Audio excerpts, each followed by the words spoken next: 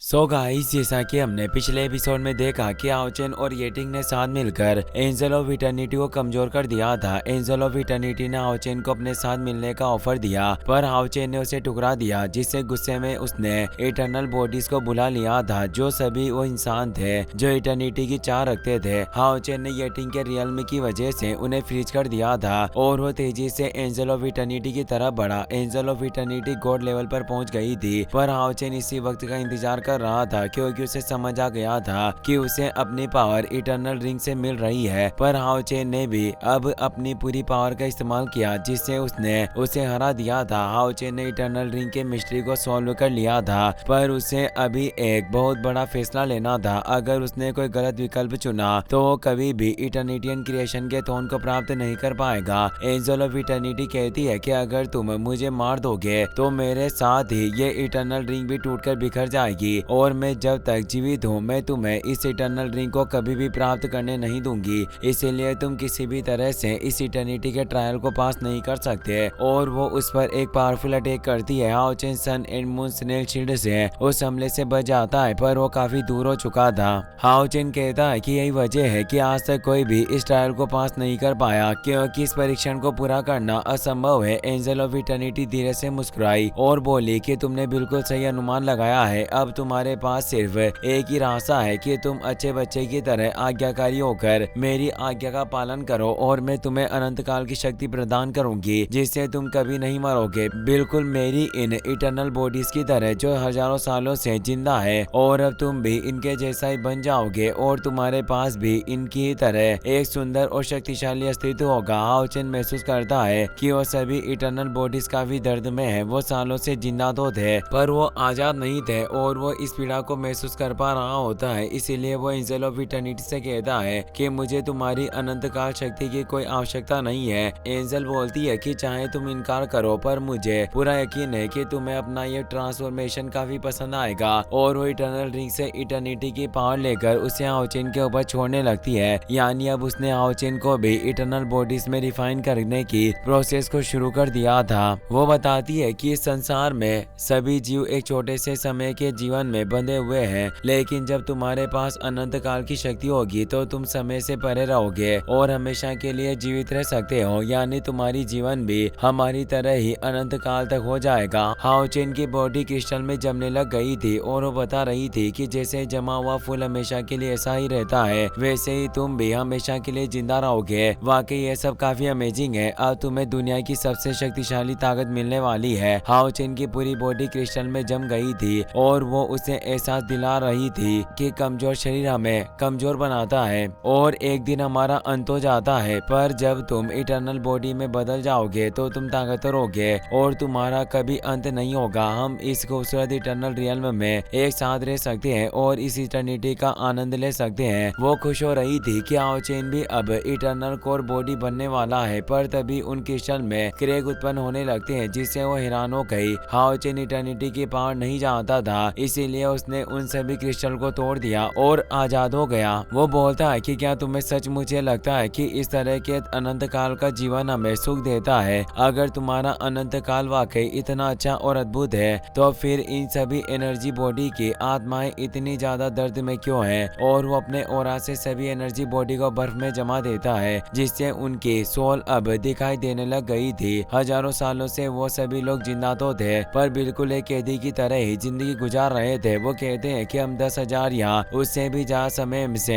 जिंदा है, पर हम हर एक पल दर्द महसूस करते हैं। ये इटर्नल पावर कोई वरदान नहीं है, बल्कि ये एक तरह का श्राप है, जिससे हम इस जाल में फंस गए। इससे अच्छा हम मर जाना चाहते हैं, इसीलिए प्लीज हमें मारकर आजाद कर दो। ये सब देखकर एंजल ऑफ इटर्निटी परेशान होती है। हाओचेन उसे कहता है कि तुम खुद को एंजल कहती हो, पर जीवन के सही अर्थ को बिल्कुल भी नहीं समझती। भले ही हम इंसानों का जीवन टूटते हुए तारे के समान ही कम हो, पर हमारा जीवन कभी भी अकेलेपन में नहीं गुजरता। हम प्यार से मिलजुल कर रहते हैं और एक दूसरे का ख्याल रखते हैं। भले हमारे शरीर का एक दिन राख में मिल जाना तय हो, पर फिर भी हमारा जीवन काफी शानदार होता है। और वो एंजल ऑफ इटर्निटी की तरफ पावरफुल अटैक करने बढ़ा, पर वो बोलती है कि चाहे कुछ भी हो जाए, पर तुम कभी भी मेरी इटर्नल स्पिरिट को नष्ट नहीं कर सकते। और वो उस पर एक पावरफुल एनर्जी छोड़ती है, जिसका हाओचेन विरोध कर पा रहा था, पर वो इटर्नल रिंग से से अपनी पावर को और ज्यादा बढ़ा लेती है और हाओ चेन को पीछे धकेलने लगी, पर हाओ चेन टेलीपोर्ट होकर उसके पीछे आ गया था। वो एक पावरफुल स्लेश से उसे दूर कर देता है। अब सारी इटर्नल बॉडी भी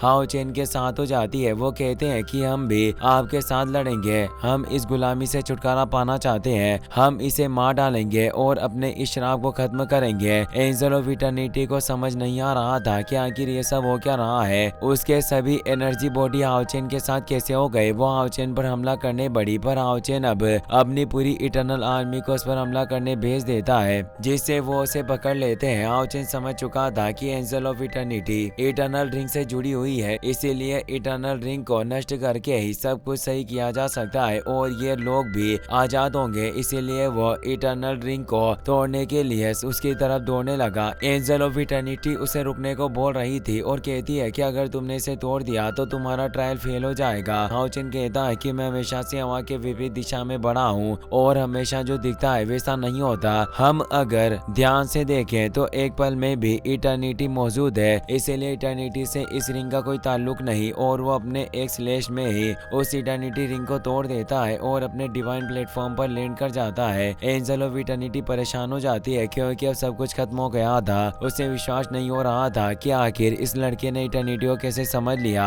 अब सभी कोर बॉडी की सोल आजाद हो गई थी, जिससे वो सभी लोग काफी खुश थे और वो सभी हाओ चेन को अपनी जान बचाने के लिए थैंक्स कहते हैं क्योंकि अब वो पूरी तरीके से आजाद थे। उनके अंदर से एनर्जी निकलती है, जिससे अब वहाँ असली इटर्नल रिंग प्रकट होती है जो क्रिएशन तो उनके ट्री के शेप की थी। एंजल ऑफ इटर्निटी भी हैरान हुई कि ये असली इटर्नल रिंग है। हाओ चेन भी ये समझ चुका था। तभी उसे इटर्निटियन क्रिएशन तो से आवाज आती है कि तुमने इटर्निटी के सही अर्थ को समझ लिया और वो उसे दूसरा ट्रायल भी पास करने पर बधाई देते हैं। और अब हाओ चेन ने इटर्नल रिंग को भी प्राप्त कर लिया था, जिससे अब उसे गिफ्ट के तौर पर 5 रिंग वाले डिवाइन स्टोन दिए जाते हैं। हाओ चेन को इन स्टोन का ऑरा कुछ जाना पहचाना सा लग रहा था। तभी एक रोशनी प्रकट होती है और बताया जाता है कि हाओ चेन तुमने इटर्निटियन क्रिएशन दोनों ट्रायल को पूरा कर लिया है और अब तुम्हें इटर्निटी के सर्कल से पार जाना होगा और उस इटर्निटियन क्रिएशन के थ्रोन को एक्टिवेट करना होगा। हाओ चेन खुश था कि अब वो फाइनली इटर्निटियन क्रिएशन के डिवाइन थ्रोन को प्राप्त करने वाला है और वो इटर्निटी के सर्कल के अंदर चला जाता है। काफी देर तक ट्रेवल करने के बाद अब वो एक जंगल में आकर लैंड करता है। हाओ चेन को समझ नहीं आता कि आखिर मैं कहाँ गया, यहाँ तो इटर्निटियन क्रिएशन का डिवाइन थ्रोन कहीं मौजूद नहीं। तभी उसे पास ही में डीमन के आने की आहट सुनाई देती है। डीमन से तेजी से आगे बढ़ रहे थे, इसीलिए हाओ चेन छिपकर उनकी बातें सुनने लगा। साथ ही वो हैरान था कि ट्रायल से होली डीमन कॉन्टिनेंट में वापस कैसे लौटा जाए। डीमन कह रहे थे कि हमें इंसानों की होली सिटी पर हमला करना है जो यहाँ से कुछ ही दूरी पर है। जितनी जल्दी हो सके हमें होली सिटी पर कब्जा करना होगा और वो तेजी से होली सिटी की तरफ बढ़ने लगते हैं। हाओ चेन हैरान था कि आखिर होली सिटी की तरफ कैसे बढ़ रहे हैं। क्या हमारे सभी 6 मेजर पास तबाह हो गए, क्योंकि होली सिटी इंसानों की आखिरी डिफेंस लाइन थी और अगर डीमन को वहां पहुंचना होता था तो उसके लिए पहले 6 मेजर पास को तोड़ना पड़ता था। हाओ चेन डर गया कि कहीं 6 मेजर पास खत्म तो नहीं हो गए। वो तेजी से उड़कर होली सिटी पहुंचता है। पूरी होली सिटी बर्बाद हो गई थी। उसे विश्वास नहीं हो रहा था कि हमारी सिटी को इस हद तक आके नष्ट कैसे किया जा सकता है। वहाँ काफी तेजी से डीमंस अटैक कर रहे होते हैं और हर एक चीज को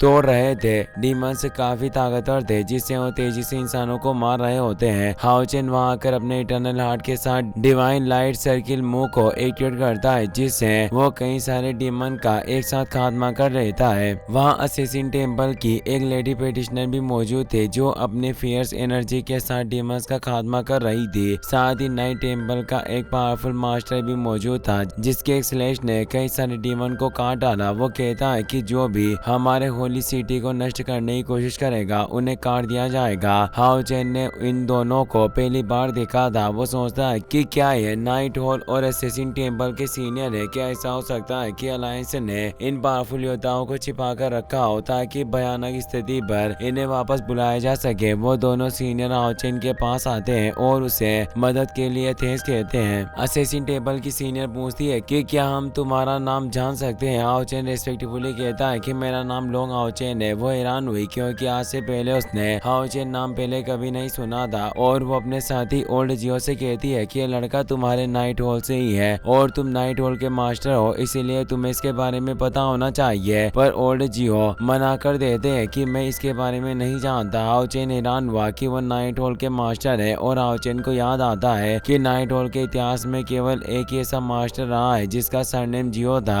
और वो 6000 साल पहले का पहला नाइट टेम्पल मास्टर था जिसने नाइट हॉल की स्थापना की और 5 और डिवाइन सील थ्रोन का निर्माण किया था जिसका पूरा नाम जियो हुआ था और वो लेडी पेटिशनर असेसिन हॉल की पहली मास्टर शो योंग जियाओ थी। हाओ चेन इससे समझ गया कि वो 6000 साल पहले के वक्त में पहुंच गया है। तभी आसमान में तेज लाल रोशनी छा गई, आसमान जैसे फट पड़ा हो। वहां पर चारों तरफ फियर्स स्लेश से हमले होने लगे। सभी पर इतना तेज दबाव पड़ रहा था कि वो उसे सहन भी नहीं कर पा रहे थे। दरअसल वहां पर डीमंस का पहला डीमन गॉड एम्परर आ गया था जिसका नाम बार था। उसे देखकर जियो वो भी परेशान हो गए।